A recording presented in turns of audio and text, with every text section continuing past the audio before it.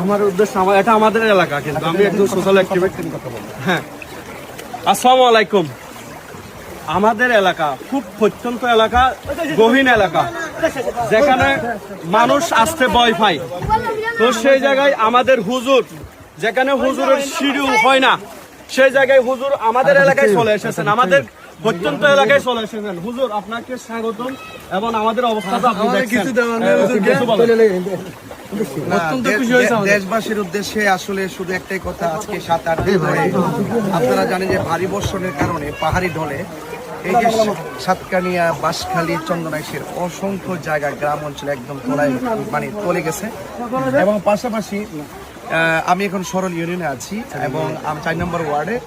আপনি যদি মনে করে আমি যদি একটু ভালো করে বলতে চাই পরিস্থিতিটা, অনেকে হয়তো মেন রুট পর্যন্ত আসেন, ওনারা মন চায় যে ভিতরে যাওয়ার জন্য, কিন্তু নৌকার কারণে যেতে পারে না।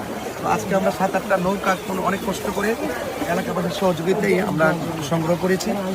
আজকে এলাকার ভিতরে গিয়ে দেখলাম প্রতি ঘরের ভিতরে কোমর পানি, বুক পর্যন্ত পানি, হাঁটু পর্যন্ত পানি।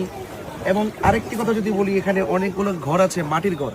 এই মাটির ঘরগুলো এই 7 দিনের ভারী বর্ষণ আর পানিটা লেগে থাকার কারণে এই ঘরগুলো ভেঙে পানির সঙ্গে চাপা পড়ে গেছে।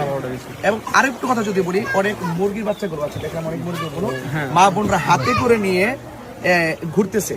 তো আমরা সহজেই বুঝতে পারছি যে একটা মুরগি যে হাঁটবে, অনেক জায়গাতে সেই মাটি নাই।